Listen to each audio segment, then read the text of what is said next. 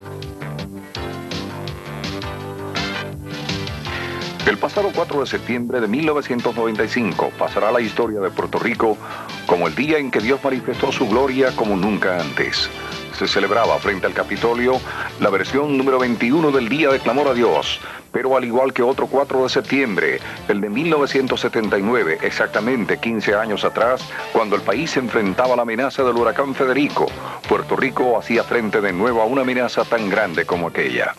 El huracán Luis, descrito como uno de los más grandes de este siglo, estaba a escasas 24 horas de nuestras costas si seguía el rumbo que traía derecho hacia el oeste desde hacía varios días. No obstante, el pueblo creyente respondió una vez más y a pesar de la cercanía del fenómeno atmosférico tan grande, decidió confiar primero en Dios y llenó nuevamente el escenario capitalino frente al Atlántico, de donde precisamente se anunciaba que venía el peligro con gran temor de parte de las autoridades. Y ciertamente había razón para temer lo peor, si Dios no intervenía con su mano milagrosa. La amenaza seguía latente, pero desde horas bien tempranas de la mañana los artistas cristianos, junto al pueblo allí reunido, ofrecieron lo mejor de sus talentos para alabar al Señor de todo corazón. A través de todo, mi confianza está puesta en Cristo, mi confianza está puesta en Dios. Cuán grande es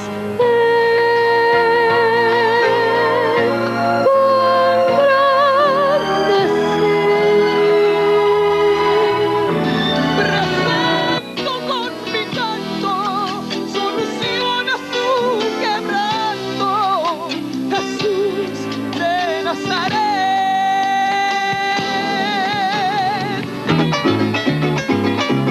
No pudo matarlo, Herodes Satán, no pudo vencerle, la tumba no pudo atarlo, ni destruirlo la muerte. Ahora se halla en las alturas, Dios lo alaba y lo engrandece, lo reconocen los ángeles, los santos lo adoran siempre. Levántate y resplandece, levántate y resplandece, levántate, pueblo de Dios. Levántate, cántalo conmigo. Ha llegado la ocasión y de la isla del encanto, donde vengo a presentarte las buenas de salvación. 1995 fue un año en el que el Ministerio de Clamor extendió su mano hacia los países de América Latina que han estado en desgracia, y desde allí nos visitó Josué Pérez, en representación de los hermanos cristianos de Chiapas, en México, quienes al igual que en la época de las barbaries de siglos pasados, están siendo asesinados en las montañas de aquel país por el solo hecho de profesar la fe cristiana. Muchas gracias, hermanos puertorriqueños, por esa ayuda tan especial que llegara a través del Ministerio Clamor, y ha sido algo significativo para los chiapanecos y especialmente para nuestros hermanos expulsados, que su delito es dejar de beber licor y dejar de participar en las fiestas paganas del pueblo, para que sean echados de sus casas, sus mujeres violadas y sus hijas también, y los padres de familia encarcelados y golpeados. Eso ha sido terrible. Y ahora la lucha de nuestros hermanos evangélicos indígenas no solamente es por el fanatismo religioso de nuestro país, sino también ahora el grupo armado zapatista, por no tomar las armas, nuestros hermanos son echados fuera. Testimonio tan fuerte y poderoso de un hermano cristiano que se le llevó una metralleta y le dijo: tú te unes con nosotros, y él dijo: no. Nosotros los evangélicos sabemos respetar a Dios y a nuestro prójimo. Y le dijeron: piénsalo, te damos 3 días. Y al tercer día llegaron y la metralleta estaba en el lugar donde la dejaron. ¿Sabe qué hicieron? Mataron a sus 2 hijos. Pero él siguió temiendo el nombre del Dios poderoso. Y hay que reconocer que aún la representación gubernamental de los distintos partidos políticos del país dieron muestras de su fe en Dios cuando se dirigieron a los presentes. Hoy, nuestro pueblo que vive una incertidumbre de un fenómeno natural, nos pone esto en actitud de humildad ante la voluntad de Dios y sobre todo la admiración grande ante este pueblo valiente que se ha dado aquí cita hoy, que en vez de estar velando por su familia pequeña, ha venido a orar y a clamar a Dios por la familia grande puertorriqueña en momentos como este. Y de igual manera que ha ocurrido en años anteriores, estamos aquí con ustedes buscando esa unión con nuestro buen Dios. El Señor nos ha bendecido aquí en Puerto Rico. Nos ha dado un terruño precioso. Nos ha legado gente buena. Y nos ha legado un fervor cristiano hacia Él, que es el principio y el final de todo. El hombre de gobierno ha cumplido su deber. Hemos hecho lo que había que hacer. El hombre de ciencia determina que el peligro es inminente, que el peligro nos acecha, que el porciento de probabilidades de ser afectados es grande. Estamos ahora ante el hombre de Dios. Antes del mensaje de la tarde, el evangelista Gille Ávila se dirigió a los presentes con palabras de aliento y brindando confianza hacia el poder omnipotente del Creador. Lo que pasa es que el problema es que miramos la potencia de la tormenta Irma y ahora miramos un huracán. No mira el huracán, mira a Jesucristo y va a ver el huracán enano. El problema es que miramos la circunstancia y no al Dios que todo lo puede. En el mar de Galilea, aquel temporal terrible azotaba la barca y estaba a punto de hundirse y tragarse el mar a los discípulos. Y Jesús dormía, sonríe si se puede, en el cabezal del barco, la tormenta azotando, la barca a punto de hundirse y él durmiendo, porque él sabía que el Dios de él no permitía que la barca se hundiera y la tormenta pudiera hacer nada. Cuando se puso en pie, le dijo a los discípulos lo que el hermano Jorge Raque estaba diciendo aquí ahora: ¿por qué tenéis miedo, hombres de poca fe? Y reprendió la tormenta y al instante desapareció. Y una vez terminada la intervención de Gille Ávila, el país entero, a través de una extensa cadena radial, escuchó con asombro la experiencia que acababa de tener el evangelista Jorge Raske. Mientras estaba ahí, tuve una visión. El Señor me trasladó en visión las profundidades bien lejos del mar donde está el huracán. Vi un fenómeno gigantesco. Era como una legión de millones de demonios envolviéndose con una cosa diabólica. Pero de momento vi un grupo enorme de ángeles que creaban un muro de protección y los dirigía Shandalabasorra Kabasaya, un ángel de mayor jerarquía, un arcángel con su espada de guerra de autoridad desenvainada, y a una voz ordenaban: atrás, atrás, atrás. El huracán intentaba y intentaba, y hay una lucha ahora mismo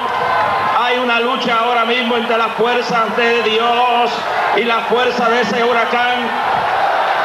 Los demonios instan el poder de ese huracán a destruir, porque aquí hay una base de operaciones espiritual, pero a la misma vez un escuadrón de ángeles unidos como un gran muro con un arcángel dicen: atrás, atrás, y la batalla está en pie ahora mismo.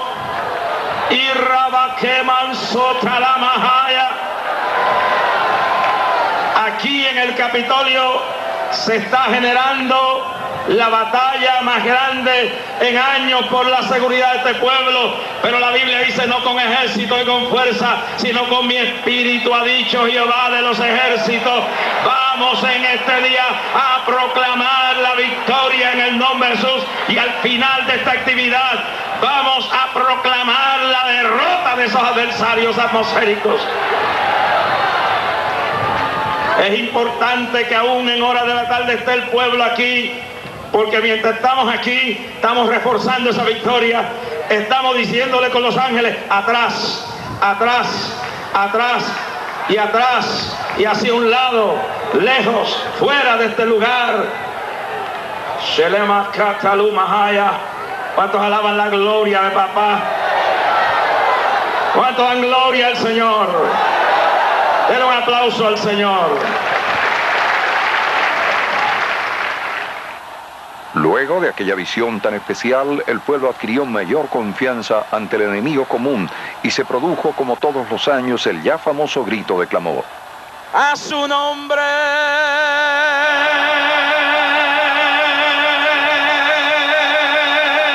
A su nombre. Levanta esa bandera, levanta socorro ahí. Levanta ese clamor ahí, alaba a Dios ahí. Alábalo.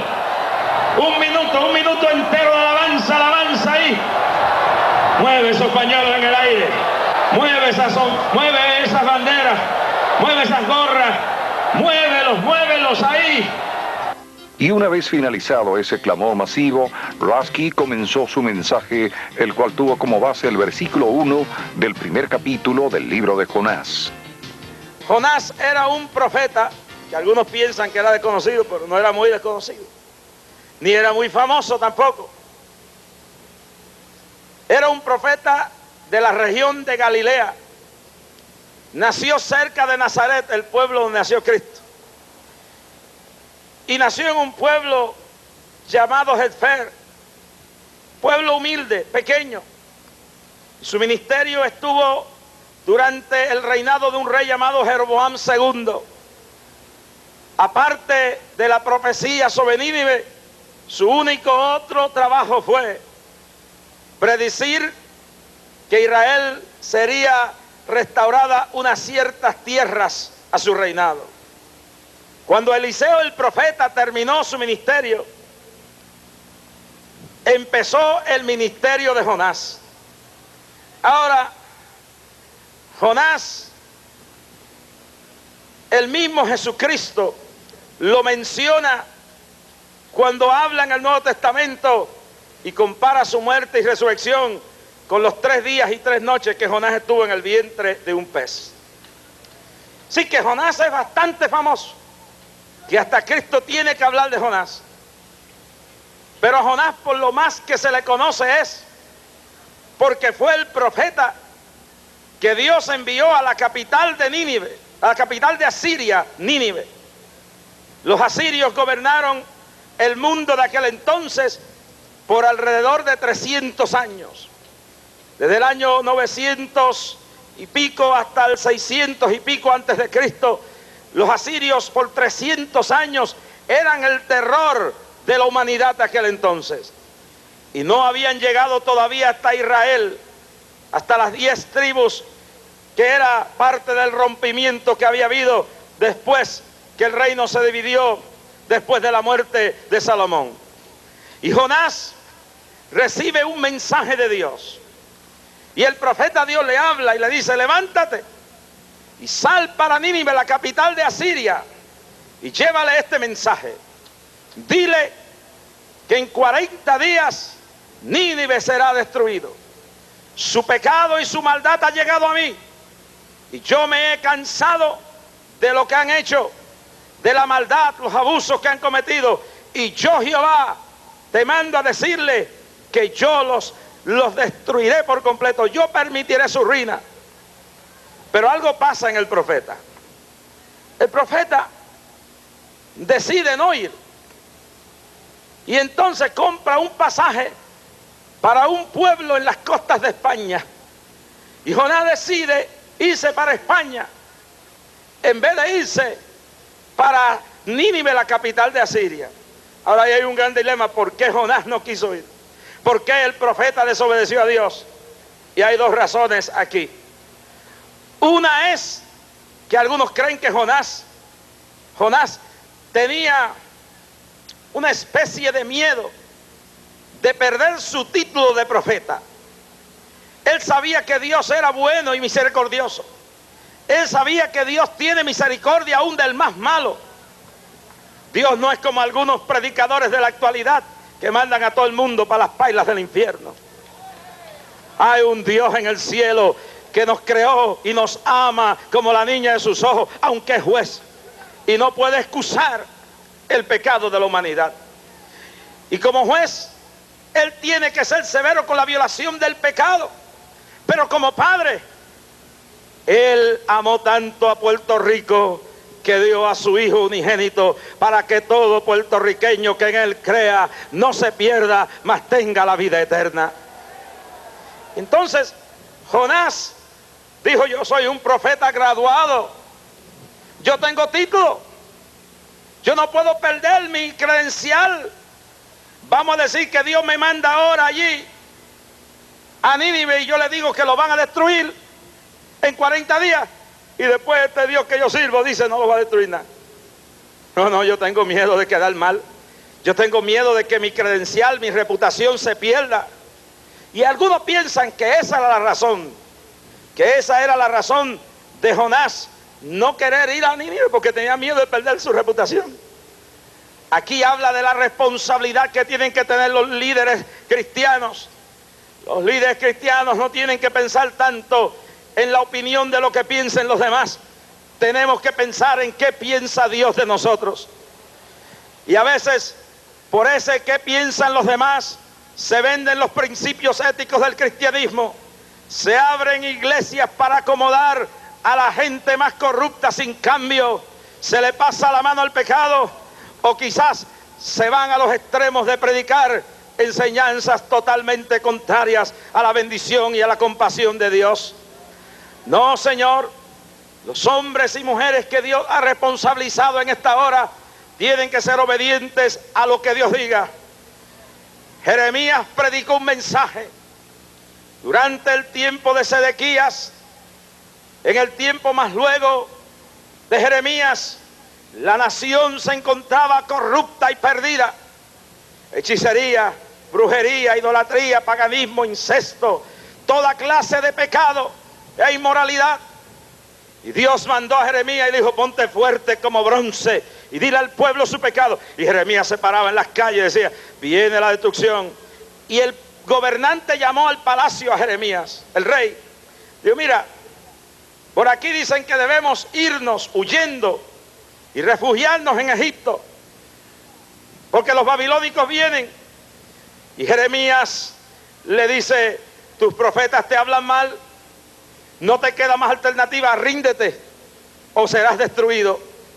Y vinieron los falsos profetas y acusaron al profeta Jeremías de traidor, de vendepatria, porque aquellos se arroparon con el manto del patriotismo. Aquellos profetas se arroparon con el manto del patriotismo y dijeron: no, este es un vendepatria, este es un traidor. En Puerto Rico, en la hora que vivimos, hay un grupo de profetas de Sedequías que se visten también del manto de patriotismo y nos dicen a los evangélicos que tenemos que meternos en cosas que no nos incumben y que tenemos que meternos bajo las ruedas de tractores y crear una situación de desafío violento. Y no entenderán estos falsos profetas que nosotros estamos dispuestos a morir y a ir presos, pero no por causas políticas. Nosotros vamos presos y morimos cuando hay que defender la iglesia y los principios éticos del cristianismo. Si los políticos se quieren acostar bajo los camiones, que lo hagan, eso yo se lo respeto y no los estoy censurando en el día de hoy. Pero que vengan unos pseudo profetas a decirnos que bajo el manto del patriotismo y el manto de la prédica del evangelio mal interpretado tenemos que lanzarnos a crear un caos. No lo haremos, no lo haremos. Nosotros levantaremos la bandera de la unción de la palabra, porque este país no necesita sino más poder de Dios ante la desintegración de la familia, ante la droga y ante el caos que hay en este pueblo. ¿Cuántos alaban la gloria a Jehová? ¡A su nombre! Hay que tener cuidado a estas voces que quieren hablar a nombre de un pueblo que no representan. La iglesia vive momentos difíciles y tenemos que unirnos para rescatar este pueblo de manos de los narcotraficantes, de mano del insecto, de mano de la violación, de mano de la violencia, de mano del alcohol, de mano de los hogares destruidos, de los demonios. Tenemos que buscar un avivamiento que estremezca los fundamentos de la familia puertorriqueña como nunca antes. Y no podemos dejarnos arrastrar por diferencias políticas. Estamos a un año de las elecciones. Y qué lindo se ha visto esta plataforma con las primeras figuras de todos los partidos aquí invocando el nombre del Señor. Podemos tener criterios, pero tenemos que amarnos, y los fundamentos del Evangelio van por encima de todo criterio. ¿Cuántos alaban la gloria del Señor? Pero por otro lado, Jonás, algunos dicen que sabiendo que eran tan malos los asirios, que eran bien malos, imagínense que eran malos, que cuando por donde pasaban no dejaban a nadie vivo, y luego si alguien quedaba vivo le metían la mano en la boca y les arrancaban la lengua, y si otros quedaban vivos ponían 4 estacas en la tierra y con una navaja bien afilada lo degollaban, sacaban el pellejo del cuerpo entero y los colgaban en los muros de la ciudad para que la gente tuviera miedo. El miedo ha sido la táctica siempre del diablo. Dios no nos ha dado espíritu de temor, sino el espíritu de amor y de compasión. El miedo no es de Dios. Hoy en Puerto Rico hay un espíritu de miedo. El miedo no es de Dios. El enemigo ha usado el miedo siempre para crear caos, confusión y tortura mental. El miedo paraliza. El miedo derrota, el miedo arrodilla a uno, el miedo lo entenebrece, el miedo crea pánico. Se puede preparar uno para un huracán, se puede preparar para un terremoto, se puede preparar para la guerra, para lo que sea, pero no con miedo. El miedo destruye, el miedo arruina, el miedo trae desesperación. No os he dado el espíritu de temor. El pueblo que hoy se levanta frente a esta escalinata norte ha demostrado que hay un pueblo que no tiene miedo, no tiene pánico, no tiene terror. Confía en el Dios que hizo los cielos y la tierra. ¿Cuántos alaban la gloria de Jehová?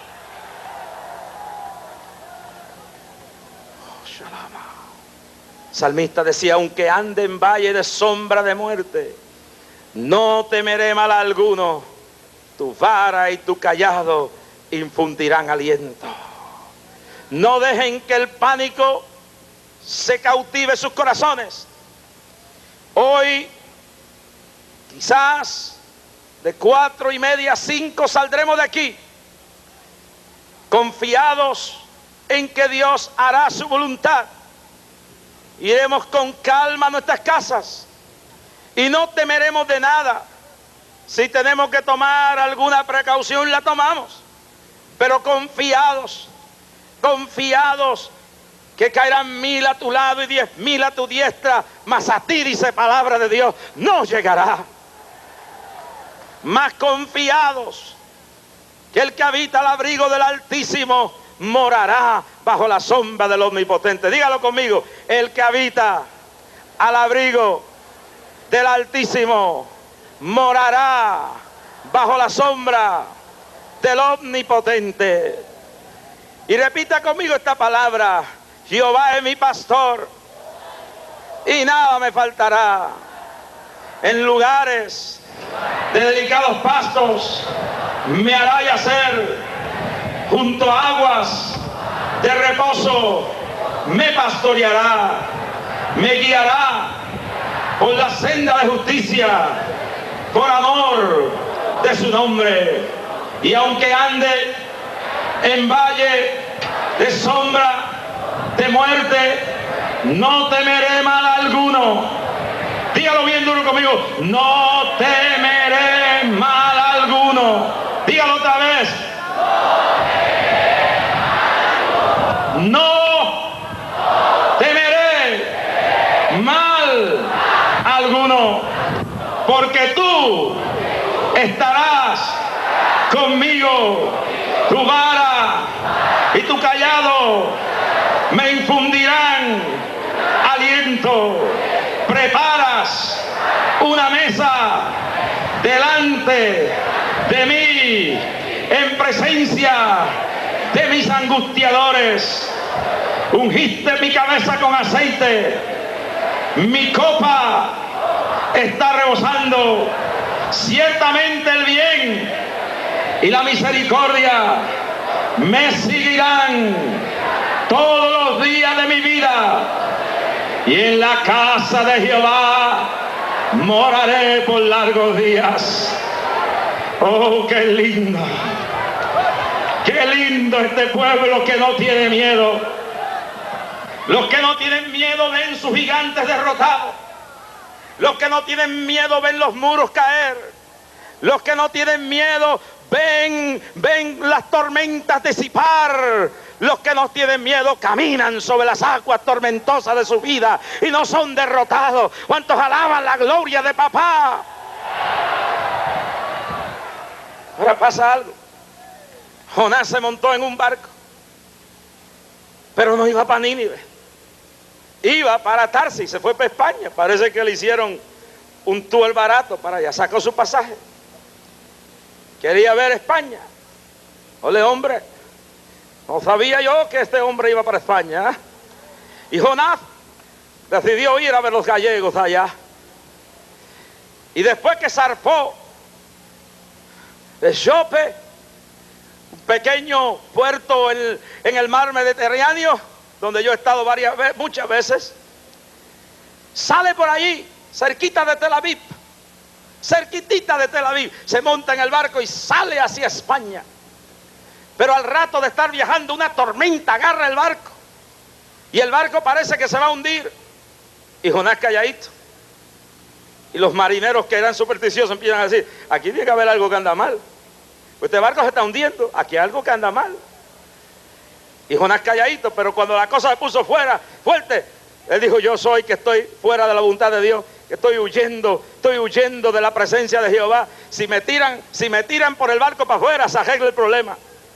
Hay veces que hay que tirar a unos cuantos por el barco para afuera para que se arreglen las cosas.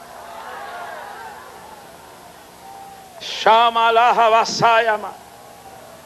Óigalo bien claro. Hay veces, hermanos, que hay que ver quiénes son los amigos de nuestros hijos. Y si hay una amiga, un amigo que está haciendo daño, echarlo por el barco para afuera. Si tú eres un pastor, tiene que ver si en la iglesia hay un infiltrado corrompiendo la iglesia y hablarle, y si no, echarlo por el barco para afuera, para que no se hunda la embarcación. Si tú eres un líder en el pueblo, tú mira tu gobierno de arriba abajo, si eres alcalde, si eres legislador, si eres gobernador, mira de arriba abajo en tu barca. Puede ser que vaya en la barca de una alcaldía, de una legislatura, en una gobernación, y mira a ver quién está ahí causando la tormenta. Y por más que lo quiera, por más que lo ame, si está haciendo hundir el barco, fuera. Échalo por la borda para afuera, porque es mejor que se pierda uno que se pierda el barco con todo el mundo adentro. Y asoja más. ¿Cuántos alaban la gloria de Jehová? Y Jonás: écheme fuera. Y los mayores: no queremos, mío, no queremos. No. Echaron a Jonás fuera. El mar embravecido. Una vez echaron a Jonás. Calma. Ajá. Vamos a ver dónde están los que están dando el bailecito de ese hoy. Porque ni con toro, ni con venado, ni con canoa se van a salvar. Hay que salvarse con la gloria de papá. ¿Cuántos alaban la gloria de Jehová? Más adelante. Mire bien. Pues tiraron a Jonás en un mar embravecido. Ese está tranquilito. Mire qué tranquilo está el mar, como nunca antes. Y la gente dice: se murió Jonás. Pero esta Biblia dice que hubo un milagro. Esta Biblia dice que hubo un milagro. Dice que un pez, que algunos piensan que era una ballena, yo hice un estudio sobre eso. Y estudié que los científicos han probado que sí, ciertas ballenas pueden tragarse más de un hombre. Y encontraron el caso de un hombre que vivió varios días dentro de una ballena y sobrevivió. Pero vamos a irnos al milagro. La Biblia dice que una ballena, un pez, aunque no dice ballena, se supone que era un pez, se lo tragó. Y que por 3 días y 3 noches Jonás estuvo vivito allá adentro. Y dentro de la oscuridad del pez le dio chance a preguntar, ¿por qué estoy aquí? Durante la oscuridad del pez en el vientre dijo, papá, perdóname, yo reconozco mi pecado. Quizás de vez en cuando tiene que amenazarnos un huracán como este para que la familia de este país se reconozca a sí mismo y reconozca que somos ingratos y reconozca que Dios nos ha bendecido y nos hemos desviado de la verdad, nos hemos desviado de la moral, nos hemos desviado de la paz y estamos viviendo en la inmoralidad y la violencia. Pero hay un milagro. Un pez lo agarró. No se murió, no tenía salvavidas. No tenía salvavidas. Y entró dentro del pez. Un milagro. Y yo lo voy a decir más en este día. Para todos esos que se gradúan de los cementerios teológicos que hay en este país. Porque aquí hay seminarios teológicos y hay cementerios teológicos llenos de ateos, llenos de personas corruptas que no conocen sino la intelectualidad de teoría. Nosotros necesitamos seminarios llenos de la unción, no cementerios que producen sepultureros religiosos en este país.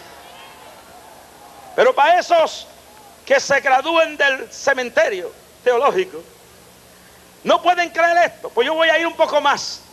Si esta Biblia me dijeran que Jonás se tragó la ballena, yo lo creo. Yo creo que Dios puede hacer cualquier cosa. Pero ¿cómo Jonás se va a tragar? Pues Dios la hace pequeña y se la traga. Yo creo cualquier cosa que diga Dios que se puede hacer. Porque Lucas 1:37, dígalo conmigo. Ninguna cosa será imposible. ¿Para quién? ¿Para quién? Ninguna cosa será imposible. ¿Para quién? Para Dios todas las cosas son. Para Dios todas las cosas son. Para Dios todas las cosas son. Ahora, hay que creer en milagros. Y a veces cuando un fenómeno como Luis se acerca, o se acerca un Federico, o se acerca una guerra, entonces vamos evaluando nuestra insuficiencia. Cuando Moisés se paró frente al Sinaí, yo he estado hasta la cumbre del Sinaí a pie. Cuando Moisés se paró frente al Sinaí, él vio cuando los rayos caían y el fuego se movía. Y la nube del fuego de Dios estaba allí. ¿Y sabe lo que reconocía Moisés? Que él era insuficiente. El monte Sinaí, con la manifestación sobrenatural de Dios, habla de la potencia y la soberanía y la omnipotencia de Dios. Y el pequeñito hombre parado frente al Sinaí dice, hay cosas que el hombre no puede hacer. Hay gente que necesitan reconocer su insuficiencia. Hay veces que la mujer dice, ya no puedo más con el problema matrimonial. Hay veces que la persona dice, ya no puedo más con esta debilidad. Hay veces que la persona dice, ya no puedo más con este problema económico. Hay veces que la persona dice, Dios mío, ya no resisto más esta prueba. Señor, yo soy psicólogo, yo soy psiquiatra, yo soy abogado, yo soy médico, pero yo no puedo con este cáncer. Yo no puedo con esta úlcera, yo no puedo con este SIDA, yo no puedo con esta plaga, yo no puedo con este problema. Hay momentos cuando el individuo se enfrenta a cosas peores que ese huracán y dice, yo no puedo, soy insuficiente. Hay veces que los pueblos se enfrentan a problemas que no tienen solución inmediata y que solo Dios lo puede hacer. Y momentos como este hay que creer que nosotros no podemos hacer nada, pero hay un Dios que puede tomar cualquier huracán, desviarlo, hacerlo pedazos y enviarlo a las pailas del infierno y a las profundidades del mar. ¿Quién creen en milagros? ¿Cuántos creen en milagros aquí? Si tú eres católico o evangélico y dices que crees en la Biblia y no crees en milagros, entonces no creas nada. Porque este libro es un libro de milagros de fin a principio a fin. Aquí hay Cristo resucitando un muerto de 4 días, Lázaro. Un muerto que estaba podrido, que estaba ya a sus cantos de carne cayéndose. Y Cristo se paró frente al muerto y dijo, Lázaro, ven fuera. Y Lázaro se levantó 4 días después de muerto. ¿Tú crees eso o es un embeleco que tú vas a la iglesia? No, yo lo creo. En la ciudad de Florencia, Caquetá, Un padre iba para el cementerio a enterrar a su niño que venía de las selvas con el cadáver, y alguien le dijo: ahí hay Jorge Rasky predicando, y él trajo el cadáver y lo tiró al lado de la plataforma. Y cuando yo veo una cosa ahí vomitando y gritando, y la gente gritando, el muerto resucitó. Yo creo en eso. Yo creo en eso. Yo creo en milagros. Yo creo que Dios hace cosas grandes. Hace unos años fuimos a Ciudad Bolívar, Venezuela, y había un niño llamado Velázquez Rojas. Y este niño no tenía forma de caminar ni hablar, era un esqueleto vegetal. La ciencia médica lo desahució. Oramos. Hoy es un graduado de la Universidad de Venezuela. ¿Dios hace milagros o no los hace? Si le preguntáramos a muchos cancerosos sanos que hay aquí, si le preguntáramos a algunas víctimas del SIDA sanas que están aquí, si le preguntáramos a miles que están oyendo que han sido bendecidos por un milagro, ¿qué dirían? Creemos en milagros. Ahora el que levanta un muerto de 4 días no puede matar a un huracán. ¿Por qué tanto miedo? ¿Sabe por qué tiene miedo este pueblo? Parecen como los muchachitos que van a la escuela y como no se han preparado, cuando viene la maestra y le dice: hoy hay un examen. Oye, es la maestra que hay un examen, muerto del miedo.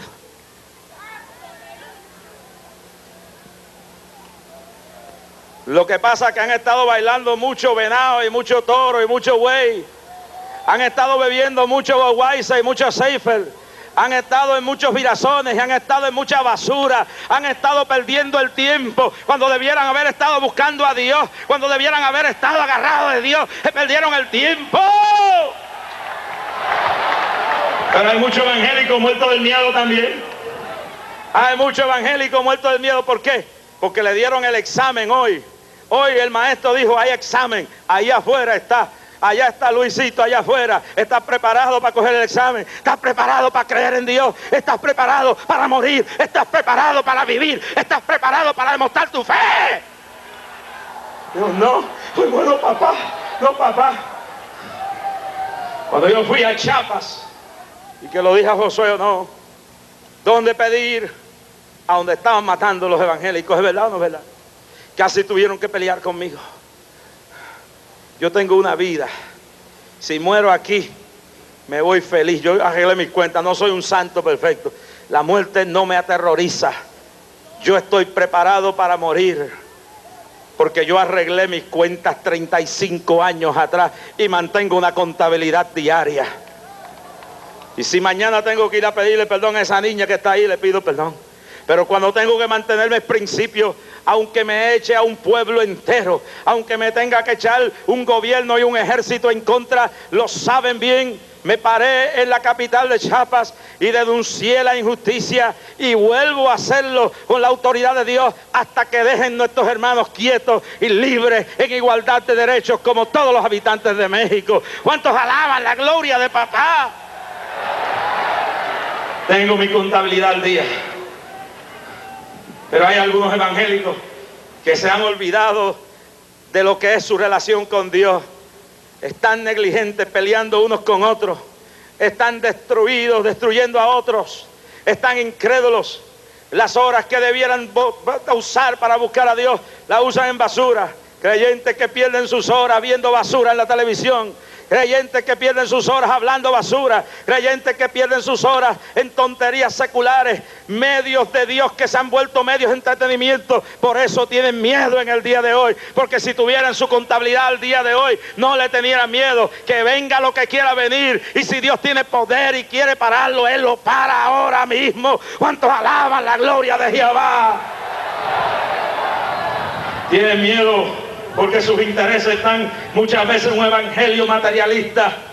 Sus intereses están en cosas terrenales, sectarismo denominacional, filosofías terrenales. Pero cuando tu fe está en el Cristo de la gloria y tus ahorros están allá en la presencia del banco celestial, no te importa que se lleve la casa, que se lleve el terreno, que se lleve el carro. A Job le quitaron, el diablo le mató las hijas, le quitó la salud. Escuchen esto. Ese es un hombre con la contabilidad al día, sin miedo, creyendo en milagros. Y dice que murieron las hijas, perdió el negocio, le quitaron los cupones. Le quitaron los cheques de alimentos. Se le fue a la quiebra el negocio, las caballos, las vacas, los camellos, todo lo perdió. Los amigos lo calumniaron, se le rebelaron. Y doña Jopa, la vieja de la casa, se le rebeló. Y cuando tenía sarna en el cuerpo, la vieja le dijo: ya tú apestas, tú no vales nada, acaba de morirte ya, Job. Y Job dijo: mire qué hombre de fe más grande. Perdió las hijas, perdió el dinero, perdió los amigos, perdió la salud, perdió la casa, perdió todo, perdió la mujer. Y lo último, cuando la mujer le dice: muérete ya, viejo, él le dice: tú has hablado como las mujeres fatuas y necias. Aunque Dios me matara, yo en él confiaré. Y dijo más. Yo sé que mi Redentor vive y al fin se levantará sobre el polvo. Mi Dios no está muerto. El tuyo puede estar muerto. ¿Dónde tiene el tuyo? En el bolsillo. ¿Dónde tiene el tuyo? Colgando del carro. ¿Dónde lo tiene? En un altar a Changó. Eso se lo lleva el huracán. Pero el alma mía está en las manos del Señor. Y Él ha dicho: los que son míos, nadie los arrebatará de mi mano. ¡Ay, Sabajacaba! Denle un aplauso, papá. Hay que tener fe. Hay que tener fe en Dios. El cielo, y dígalo conmigo: el cielo y la tierra pasarán, mas mi palabra no pasará. No pasará. No pasará. Cielo y la tierra pasarán, mas mi palabra no pasará. Hay que tener fe en Dios. Cuando se tiene fe en Dios como un grano de mostaza, le dice a este monte, dijo Cristo, todo digo yo, Cristo: si tuvierais fe como un grano de mostaza, le diréis a este monte: quítate de aquí, échate en la mar, y será hecho. Es un monte. Hace años nos paramos aquí, y como dijo Gillavi, era peor. Eran las 4:30 de la tarde, y me recuerdo como si fuera hoy, estaba haciendo un sol igualito a este. Y los pronósticos meteorológicos y las noticias: ¡ay, todo el mundo! Porque hay que exagerar. ¡Ay, se los va a llevar el huracán! Y aquí un pueblo como este, idéntico a este, parado aquí tranquilo, en fe, sin pánico, confiados en Dios, en el Dios que hizo los cielos y la tierra, el Dios que nos tiene en su mano este día. Entonces, nos tomamos de la mano y ordenamos a Federico a ser destruido. El departamento meteorológico no puede ser más grande que Dios. Dijeron que venía a las 5. A las 5 se fue la gente de aquí y anunciaron: viene a las 9. La gente llegó a las 8 a la casa, tranquilo, en paz. A las 9 dijeron: hay algo raro que está pasando, el ojo no lo encontramos. ¿Qué va a hacer si Dios le dio un knockout? Un knockout. Ahí. ¡Clac! ¡Pa! ¡Pa! Este mejor que Tyson. El mejor boxeador está en el ring nuestro. No ha perdido una pelea. Óyelo bien allá arriba. A su nombre. Rompió el ojo. Le hinchó la cara. Le dio contra el mar. Me encontré con un periodista del viejo periódico El Mundo en la guerra del Salvador. Y estábamos los dos en el Sheraton. Me dijo: Rasky, yo lo conozco a usted. Usted es el hombre que con el pueblo y todos esos pastores oraron. Yo soy periodista, yo no soy nada de eso de ustedes. Y déjeme decirle, el que se llevó a Federico fue Dios, no fue más nadie. ¿Cuántos alaban a Dios? Hay que tener fe. La mujer que está desesperada, la madre que está desesperada. El sábado, un paramédico desesperado vino con lágrimas aquí. Mi hijo se está muriendo. Oramos con fe. Y el hombre salió nuevo de aquí. Al final, hubo un milagro aquí el sábado. Le ofrecimos 21 vidas al Señor que se reconciliaron en esta plataforma. Y cuando ya todo se había acabado, vino un muchachito así pequeñito. Mano Rasky, ¿qué me está pasando? Mírenme. Mis manitos están botando aceite hace horas. Y verás cómo chorrea. Botando aceite. El aceite es símbolo del Espíritu Santo. Símbolo del Espíritu Santo. Y yo le dije, ponme la mano en la cabeza, muchachito. Y el policía que está aquí, pone la mano también. Y el nene botando aceite por montón ahí de la mano, poniendo la unción. ¿Sabe lo que Dios quiso decir el sábado? El aceite mío se comienza a derramar sobre un pueblo que no le tiene miedo a nada, y que se humilla, y que se une, y que me clama a mí, me rinde, lo pleitesía y reconoce mi soberanía a su nombre. Pueblos que tienen fe en Dios vencen. Y Dios es tan grande. Hay gente que me critica porque yo invito a los políticos aquí. Primero, que esto es de ellos. Yo le he cogido prestado la casa, ¿cómo no lo voy a invitar aquí? Cristo comía con toda la gente. Cristo no era un santurrón. Cristo cogió la prostituta aquella, ¿se recuerdan? Que los demás, lo limpio, mira, la tomamos en adulterio. Lo malo es que la ley decía que no podían, tenían que matar al hombre también. ¿No se dan cuenta? El machismo se va hasta allá atrás. Y agarraron a esta mujer en adulterio, pero ¿dónde estaba? Si la agarraron en adulterio, ¿dónde estaba el macho? ¿Dónde estaba el macho? Porque para agarrarla en adulterio tuvieron que agarrarla con un hombre. Y a él no lo trajeron, trajeron a la mujer. Y se la tiraron ahí a Cristo. Mira, ¿qué tú dices? La ley dice que la apedreemos. Y Cristo bajó, escribió, y se fueron yendo uno a uno. Y cuando no quedó nadie, dijo, mujer, levántate, ¿dónde están los que te acusaban? Vete y no peques más. A Dios no le interesa, escúcheme bien, a Dios no le interesa los pecados que hayan cometido los hombres y mujeres que estén en este palacio o estén en las iglesias. Lo que le interesa es que se arrepientan y sean limpios su pecado y que sean nueva vida. El pasado para Dios no vale nada. Lo que vale es la nueva criatura. Cuantos alaban la gloria de Dios y la limpieza de la sangre de Cristo. El que esté aquí limpio de pecado, arroja la primera piedra. ¿Quién es el que nunca ha pecado aquí? Todos hemos pecado. Que no ha pecado con el cuerpo, ha pecado con la lengua. Que no ha pecado con la lengua, ha pecado con los oídos. Que no ha pecado con los oídos, ha pecado con los ojos. Que no ha pecado con los ojos, ha pecado con la mano. Que no ha pecado con la mano, ha pecado con los pies. Que no ha pecado con los pies, ha pecado con el pulmón. Ha pecado con el corazón. Ha pecado 20.000 veces. Y Cristo te perdonó. Perdona a los hombres. Esta gente que está aquí necesitan a Dios. Y aquí se necesita no solo piquetes para protestar. Aquí hay almas, aquí hay hogares destruidos. Aquí hay hombres y mujeres sufridas. Aquí se necesita también la consolación del Espíritu Santo. Y la prueba de eso es que aquí hay personas que están hoy día comenzando a buscar la presencia del Señor. Y la prueba de eso es un Víctor Rodríguez que 4 años atrás le metió una bofetada a un compañero en la cámara, y después que se convirtió fue y lo abrazó y le dijo, perdóname porque yo he conocido al Cristo de la gloria. ¿Cuántos alaban la gloria a Jesús? Den un aplauso al maestro. Ahora, entonces, el milagro del pez. Y cuando Jonás se arrepiente, el pez hace y lo vomita. ¿Y dónde lo vomita? Ese es el milagro. En las playas de Nínive. Si algunos llegan a ver a Jonás cuando salió del pez, no lo dejan predicar en su iglesia. 3 días metido en un pez. Imagínense la peste que tenía encima el profeta. Todo apestoso, a zancú matado a escobazo. Dentro de un pez, ¿qué puede allí? 3 días y 3 noches metido en el ácido, en la basura de ese pez. Y cuando el pez lo vomita, lo tira a las playas de Nínive.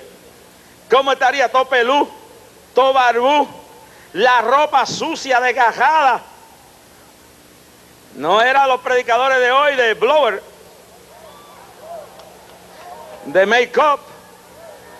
Los nuevos nenes lindos de la predicación televisada, que antes de ir a predicar se tienen que lo hagan, yo no tengo nada de eso, y tienen que arreglarse, good looking. Yo no critico eso, pero le estoy diciendo la diferencia.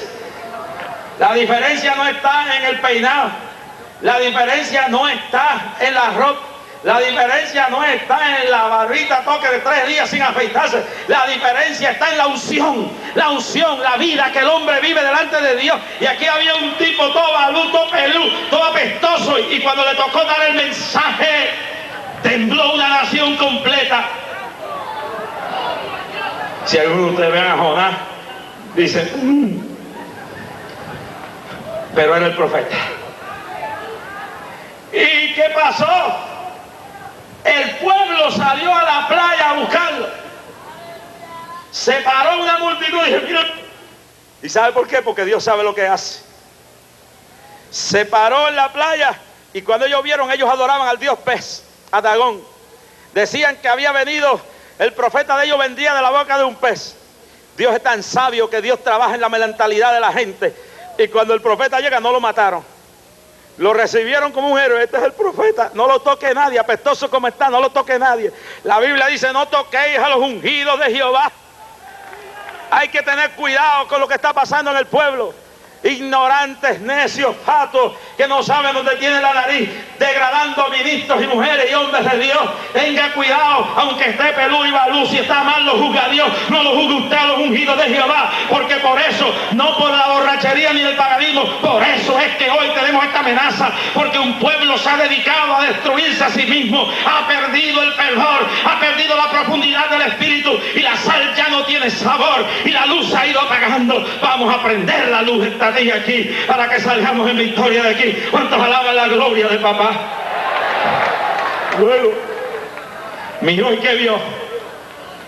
La ciudad de Nínive, capital de Asiria. Oye bien claro esto. Oye bien claro esto. Bien claro. Amados hermanos que están escuchando. Pero bien claro.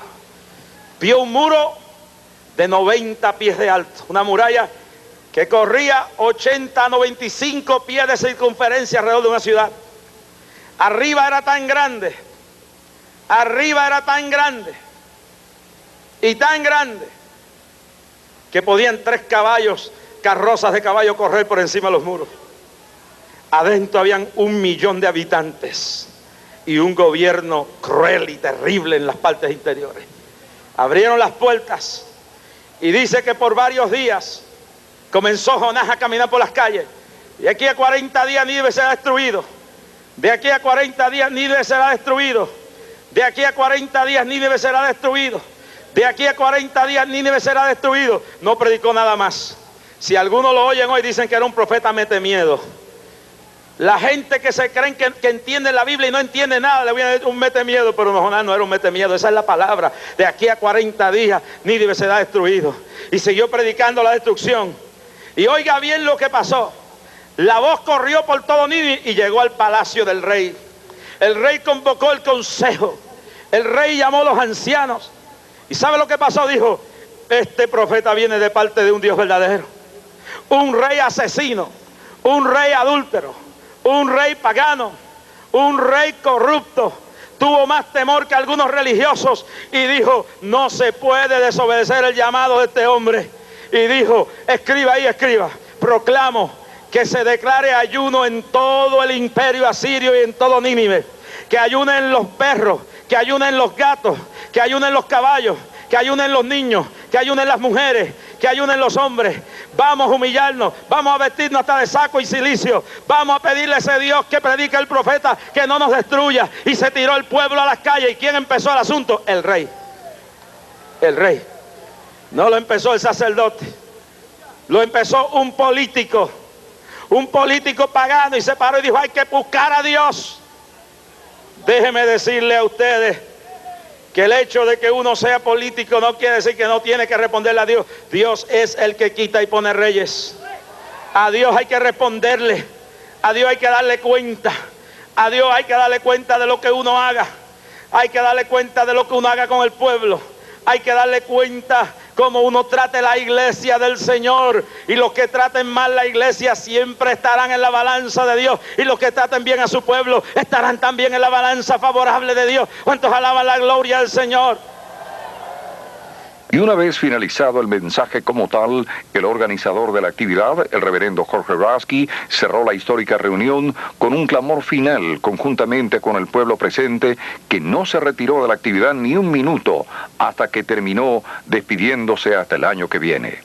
Y como una sola voz, creer en ti, decirle a ese huracán, ahora, en el nombre de Jesús, ahora,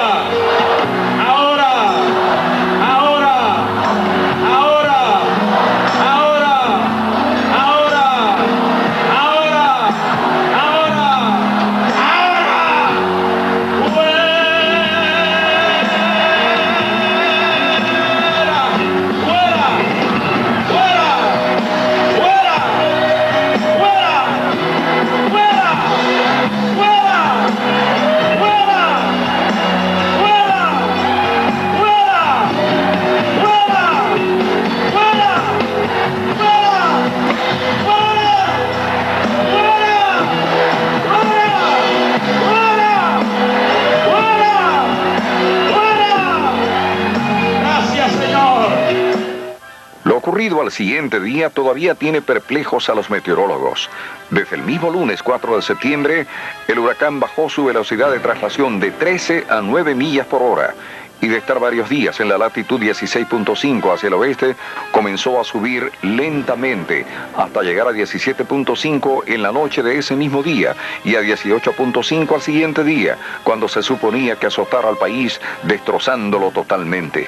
Así siguió subiendo hasta alejarse por completo y dejar unos daños mínimos que nadie esperaba. El milagro que se había producido había sido tan evidente que aún los más escépticos tuvieron que reconocer que la mano de Dios se había hecho presente otra vez, pero en esta ocasión como nunca antes. Prueba de ello fue un acto en el Senado días más tarde para agradecer a Dios el habernos librado nuevamente de un desastre de una magnitud tan gigantesca. El Ministerio de Clamor a Dios se siente satisfecho porque Dios intervino una vez más en favor del país en forma tan gloriosa, pero siente una satisfacción aún mayor al comprobar que los que están en eminencia, como nuestros gobernantes, no niegan la existencia de Dios y están dispuestos a reconocer su grandeza públicamente como pocos pueblos lo hacen. Y esa ciertamente es la razón por la cual Puerto Rico recibe bendiciones tan bien como ningún otro país.